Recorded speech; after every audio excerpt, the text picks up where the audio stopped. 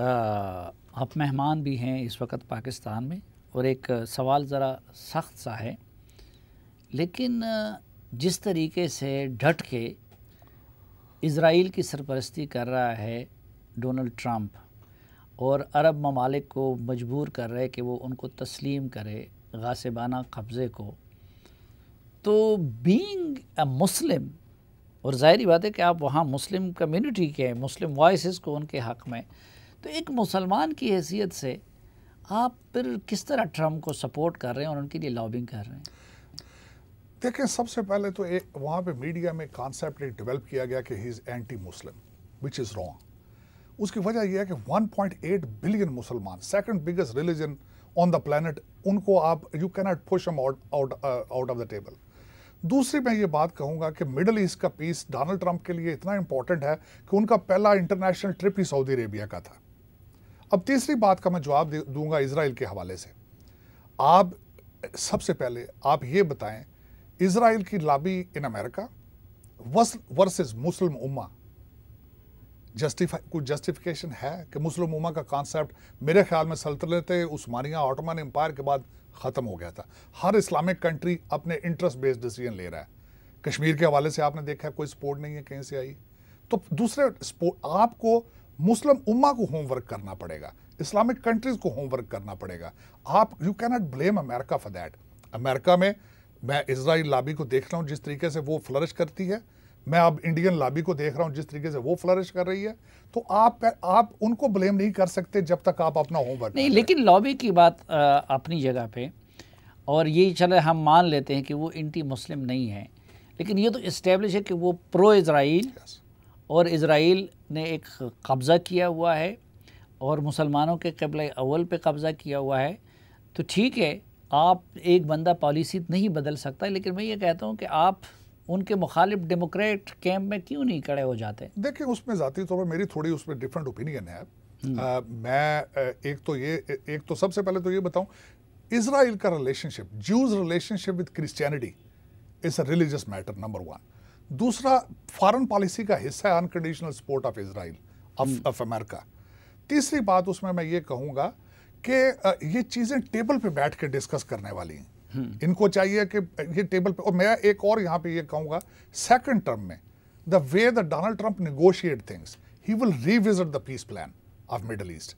I tell you, मुझे कोई शक नहीं है कि सेकंड टर्म में इंशाल्लाह प्रेसिडेंट साहब will beautify that package for Palestinian, और इसका हल निकाल के जाएंगे। 2 स्टेट सोल्यूशन इसका देंगे डोनाल्ड ट्रंप साहब। अच्छा, चले, अगर उनका हल निकाल भी दिया, वो भी एक ख्वाब है, लेकिन आप एक पाकिस्तानी हैं, आपके जिस्म में एक पाकिस्तानी खून है, और उस इलाके से ताल्लुक़ है जिनकी कश्मीर से एक इमोशनल अटैचमेंट भी होनी चाहिए।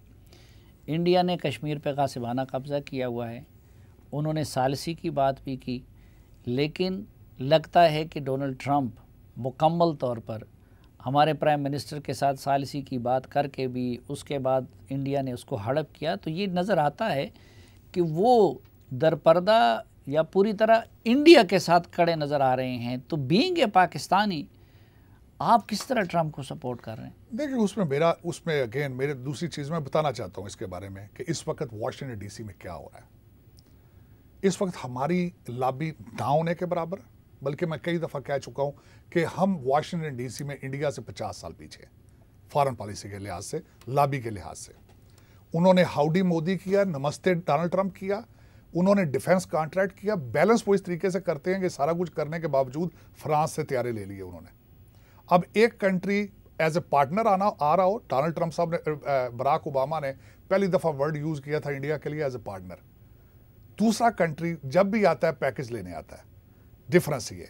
तीसरी बात ये मैं कहूँगा, अगर आपके साथ कश्मीर में मुस्लिम उम्मा नहीं खड़ी तो आप अमेरिका को किस तरह ब्लेम कर सकते हैं? एक दूसरी बात ये बताऊँगा कि America president of the free world 1 दर्जन से ज़्यादा दफ़ा आर्बिट्रेशन की ऑफर कर चुके हैं। अब वो नज़र तो नहीं आता कि आर्बिट्रेशन का कोई फ़ायदा नहीं है, लेकिन जब अमेरिका का प्रेसिडेंट आर्बिट्रेशन की बात करता है तो वो रिकग्नाइज करता है इनडायरेक्टली कि this is an issue, it need to be address. Media coverage होती है उस चीज़ की। इन सारी चीज़ों के बावजूद नहीं, ठीक है, मुस्लिम दुनिया भी हमारे साथ खड़े नहीं है। तो एक ये है कि मुस्लिम दुनिया में किसी ने हमारे साथ वादा नहीं किया था कि या मैं सालिसी करूंगा या मैं आपको सपोर्ट करूंगा।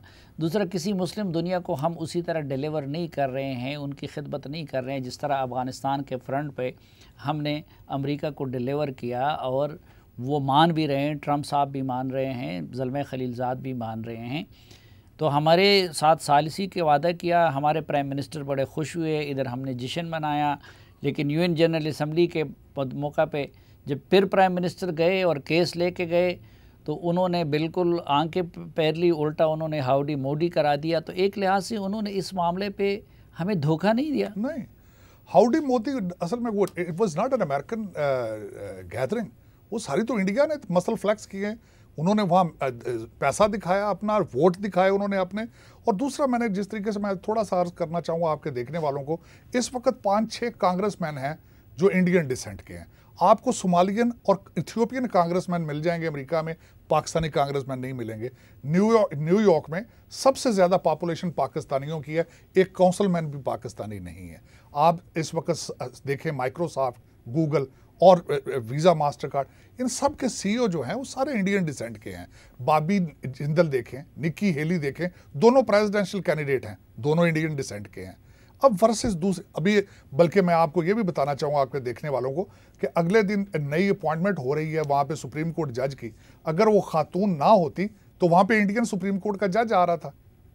तो अगर आप एक साइड पे आप ये सारा कुछ देख रहे हो, उसके बावजूद डोनाल्ड ट्रंप साहब ने खान साहब के साथ बैठ के जनरल असम्बली में कहा कि I like Pakistan, I trust Pakistan. Indian soil पे जाके उन्होंने पाकिस्तान का नाम लिया। तो अभी भी आप ये नहीं कह सकते कि अमेरिका इज नॉट जस्टिफाइंग। मैं छोटी सी बात, आपके मीडिया ने इसको ज़्यादा कवरेज नहीं दी। जयशंकर साहब की मीटिंग थी पॉम्पियो साहब के साथ, वहाँ से मीटिंग में निकले और उनकी दूसरी मीटिंग वहाँ पे लोकल अमेरिकन कांग्रेसमैन के साथ थी, जिसमें एजेंडा था कश्मीर का। उसमें उनके ह्यूमन राइट्स की बात करनी थी।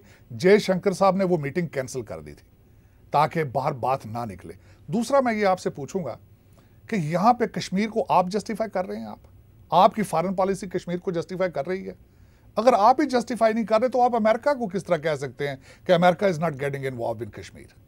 नहीं, हमारे तो प्राइम मिनिस्टर साहब ने कैसा इनकलाबी तकरीर की है, पिछली मरतबा भी, इस मरतबा भी, कि कश्मीर का केस तो भरपूर तरीके से लड़ रहा है। नहीं, मैं उस पे I will disagree with it. यहाँ सऊदी एम्बेसडर ने लेटर लिखा था कि आप मोमेंटम कायम नहीं रख सके हो, आप सिर्फ सऊदीज को ब्लेम कर रहे हैं। आप मुझे ये बताएं, आपके फॉरेन मिनिस्टर के कितने दौरे इंटरनेशनल मुस्लिम उम्मा की सपोर्ट के लिए या वेस्टर्न लोगों को कश्मीर पे कन्विंस करने के लिए? आप बताएं मुझे इस बात का, इस क्वेश्चन मार्क। नहीं, लेकिन वो तो कह रहे हैं कि जी जिस तरीके से इस हुकूमत ने अपने केस को प्रेजेंट किया आलमी फोरम पे, इंटरनेशनल फोरम पे, इमरान खान साहब ने सिर्फ कश्मीर का तो नहीं, पूरे उम्मत मुस्लिमा का केस पिछली मरतबा भी लड़ा, इस मरतबा भी यूएन जनरल असम्बली में लड़ा। देखें साफ़ी साहब, मैं डिसएग्री करूँगा। अगर तकारीर से चीज़ें हासिल होती तो तकरीरों से, ये चीज़ें तकरीरों से आगे जा चुकी हैं। ये होमवर्क, पहले आपको पाकिस्तानी बनना पड़ेगा, पहले आपको मुसलमान बनना पड़ेगा, आपको इनसाइड चीज़ें देखनी पड़ेंगी, फिर आउटसाइड देखते हैं चीज़ें। आपको, मैं कई दफ़ा अल ऐलान कह चुका हूँ, आपको कोरोना वायरस नहीं मारेगा, आपको करप्शन मारेगी, जो कि हमारे आलमोस्ट बोन मैरो में जा चुकी है। लेकिन आप जो बता रहे हैं कि देखिए उधर इंडियन की तादाद हमसे ज़्यादा, उनका जितना इन्फ्लुएंस है वो गूगल पे काबिज़ हो गए हैं, वो उनके कांग्रेस पे काबिज़ होते जा रहे हैं, बाकी जगहों पे, और हमारी पाकिस्तानी। तो इसका तो मतलब ये है कि ये लॉबिंग का मुकाबला कभी हम जीत ही नहीं सके, बराबर ही नहीं कर सकते। तो फिर बेहतर ये नहीं है कि पाकिस्तान अमेरिका से मज़ीद किसी खैर की तवक्को ना रखे और अपना रुख रखे चीन, रूस, इस तरह के दोस्तों की तरफ? वो तो आप कर ही चुके हैं, आपने डिसीजन तो ले चुके हैं आप पहले, उसको तो नज़र आ रहा है कि आप, अफसोस के साथ कह रहा हूँ कि आप एक तो वैक्यूम आपको नहीं चाहिए था, बैलेंस करना चाहिए था, जिस तरह इंडिया बैलेंस करता है। इंडिया ने सारा हाउदी मोदी करके, नमस्ते डोनाल्ड ट्रंप करके तैयारी जाके फ्रांस से ले लिए। आप भी कर सकते थे, आप सी पैक भी रख सकते थे, आप अमेरिका के साथ भी रिलेशनशिप रख सकते थे। लेकिन ये कि अफसोस के साथ है कि वो आपकी फॉरेन पॉलिसी का हिस्सा अब अमेरिका नहीं रहा।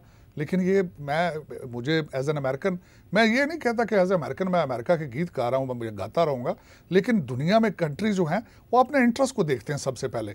और मैं अफसोस के साथ ये कहूँगा, अमेरिका ने जब भी पाकिस्तान को दिया, एड दिए, ग्रांट दिए, चाइना ने जब भी दिया, लोन दिया, और ऐसी टर्म्स पे दिया जो आप ना नेशनल असम्बली में डिस्कस कर सकते हैं, ना लोगों को बता सकते हैं। लेकिन चाइना ने कभी हमें बिट्रे नहीं किया, वो इंडिया के मुकाबले में हमेशा हमारे साथ खड़ा रहा।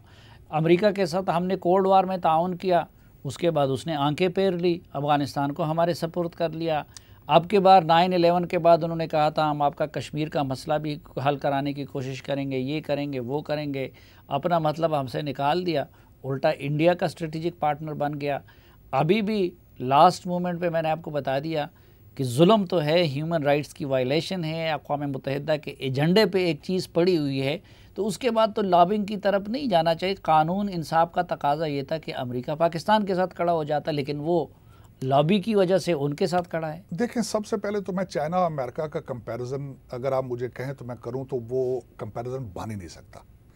आप आईफोन बनाने वाले को छोड़ के आईफोन की कॉपी करने वाले के साथ जाके खड़े होंगे, मैं उसको रिकमेंड नहीं करूंगा। मैं अगर आपको बताऊं कि 18वीं सदी से लेकर आज तक अमेरिका क्या है और चाइना, अभी बहुत साल लगेंगे कैचअप करने के लिए, नंबर 1। दूसरा, चाइनीज़, अफसोस के साथ ये कहना पड़ेगा, हमारी चाइना के साथ जो टर्न है, वो हमारा जो यू टर्न है, उसके पीछे अफसोस के साथ कहूँगा किकबैक्स का एक एलिमेंट है वहाँ से, क्योंकि corruption is part of the Chinese culture at the same time. नहीं, ये तो वो अमरीकी ज़ुबान और अमरीकी इल्ज़ामात हैं, लेकिन फॉर एग्ज़ाम्पल आप बहुत जेन्युइन हैं, आप बहुत बड़े हैं, आप बहुत उसका हैं, लेकिन अगर आपकी मुझसे ज़्यादा हमदर्दी मेरे दुश्मन के साथ है, उसके मुकाबले में एक बंदे के मामलात ख़राब हैं, 2 नंबर हैं, जैसा भी है, लेकिन वो अगर मेरे दुश्मन के मुकाबले में मेरे साथ खड़ा होता है, तो इंडिया के मामले में तो चीन हमारे साथ खड़ा होता है ना। नहीं, लेकिन आपकी फॉरेन पॉलिसी ने वैक्यूम क्रिएट किया, आपने बैलेंस करने की कोशिश ही नहीं की। आप बैलेंस करने की आज भी कोशिश करें तो थिंग्स कैन चेंज, मेरे ख्याल में तो ज़ाती तौर पे अगर मुझसे पूछें। लेकिन इंडिया एक आपको ये मानना पड़ेगा is the biggest democracy, number 1, और दूसरा, they have become a partner with America on many fronts, not only single front, versus आपका स्टेटस, जिस तरह मैं आपको कहा है कि एक पार्टनर का और पैकेज लेने वाले के 2 डिफरेंट स्टेटस होते हैं। लेकिन बिगेस्ट डेमोक्रेसी के साथ साथ वो ह्यूमन राइट्स वायलेशन करने में भी बिगेस्ट आजकल बन गया है। अपनी कम्युनिटीज़ के साथ क्या कर रहा है, इस वक्त मुसलमानों के साथ क्या कर रहा है, हिटलर की पॉलिसियाँ उसने अपनाई हुई हैं, तो यहाँ अमरीकी वैल्यूज़ से तो वो मैच नहीं करते, तो फिर क्यों नहीं? नहीं, देखें, उसमें मैं बल्कि रिसेंटली पढ़ रहा था, 30 लाख लोग जो हैं, 30 करोड़ लोग, जिसमें सिर्फ मुसलमान नहीं हैं, सिखों के हालात भी वहाँ ख़राब हैं, इसराइल के क्रिश्चियंस के हालात भी ख़राब हैं, लेकिन इसीलिए the state department has added America on the watch list, the countries of concern. ये ऐसी बात नहीं है कि अमेरिका उनको इग्नोर कर रहा है। मुझे अभी याद है, इंडिया को वॉच लिस्ट पे डाला है। इंडिया स्टेट डिपार्टमेंट का एक कमीशन है, उसमें द कंट्रीज ऑफ कंसर्न, उसमें इंडिया को डाल दिया गया। और दूसरा, उसमें सबसे बड़ी बात बताऊंगा आपको मैं, जब डोनाल्ड ट्रंप साहब नमस्ते डोनाल्ड ट्रंप के लिए गए, उस वक्त धरना जारी था दिल्ली का, दिल्ली जल रही थी। आपका क्या ख्याल, उसको अमेरिकन एडमिनिस्ट्रेशन, करंट एडमिनिस्ट्रेशन उसको देख के नहीं आई? देख कर आई है। लेकिन ये देखें कि इस वक्त मामला ये है कि कंट्रीज अपने इंटरेस्ट बेस्ड डिसीजन लेते हैं कि उनके बेनिफिट, उनका फ्यूचर किस चीज़ में ज़्यादा है। और डोनाल्ड ट्रंप साहब का उसमें मैंने बताया था कि खुला उनका ये ऐलान था कि अमेरिका फर्स्ट नाउ। अब हमने अमेरिका के इंफ्रास्ट्रक्चर पे पैसे लगाने हैं, अमेरिका की अनएम्प्लॉयमेंट कम करनी है, और वो मुसलसल कर रहे हैं, मैंडेट डिलीवर कर रहे हैं, करते रहे हैं। इस लिस्ट ऑफ अकम्पलिशमेंट्स जो कि आखिरी सवाल, पिछली मरतबा तो मुझे लगता है कि आपके सिवा किसी मुसलमान या पाकिस्तानी ने डोनाल्ड ट्रंप को वोट नहीं दिया होगा। कितने पाकिस्तानी वोटर हैं वहाँ पे, और आपको क्या लगता है कि इस मरतबा मुसलमान और या पाकिस्तानी वोट करेंगे ट्रंप को? देखिए, एक तो हमारी अफसोस के साथ कहूँगा कि हमारा Pakistani diaspora is not interested in American politics. वो उनके टेबल पर ही नहीं है। वो न्यूयॉर्क, वाशिंगटन डीसी में भी बैठ के पीटीआई के ग्रुप बनाने में मसरूफ़ हैं, नून लीग के, पीपल्स पार्टी के अपने बना के बैठे हैं, सारा दिन पाकिस्तानी चैनल देखने, लोकल इंटरेस्ट ही कोई नहीं, ये अफसोस के साथ। दूसरा, उसमें मैं ये बताना चाहूँगा कि पाकिस्तानी या मुसलमान अब अपना कुछ ना कुछ माइंड चेंज कर रहे हैं, लेकिन अभी तक मेरी ख्वाहिश थी कि शायद कोई और पाकिस्तानी वाइट हाउस आए, मेरा और कोई पाकिस्तानी दोस्त, कोई और अजीज़ ऊपर वाले लेवल पे उभर के आए सामने, लेकिन अफसोस के साथ कहूँगा कि अभी तक कोई नहीं आया। ये पिछली मरतबा आपने इतना बड़ा रिस्क लिया था, तो ट्रंप साहब ने तो आपकी खिदमत का भी तो कोई सलाह नहीं दिया ना, उन्होंने कोई आपको एडमिनिस्ट्रेशन में कोई पोस्ट दी, और अपना आप हवा की मुखालिफ रुख में चले थे उस वक्त उनके साथ। नहीं, देखिए, उसमें मैं ज़ाती तौर पे, एक तो मैं जॉब में इंटरेस्टेड ही नहीं था, नंबर 1। मैं अभी भी इंटरेस्टेड नहीं हूँ जॉब में। मेरा ऑब्जेक्टिव था टू सर्व माई कम्युनिटी, और इफ़ आई कैन, और आज भी मैं जॉब में इंटरेस्टेड नहीं हूँ, लेकिन मेरे पास ये देखें कि president know me personally by name, और मेरी सर्विसेज को एक दफ़ा नहीं कई दफ़ा उन्होंने रिकग्नाइज़ किया है। और मैं जिस तरह आज भी आपको बताऊं कि I am not interested in job, मेरे बच्चे, उनकी तालीम के अखराजात, और मैं अपने बिजनेस को छोड़ के जॉब में नहीं जाना चाहता, that is not my intention.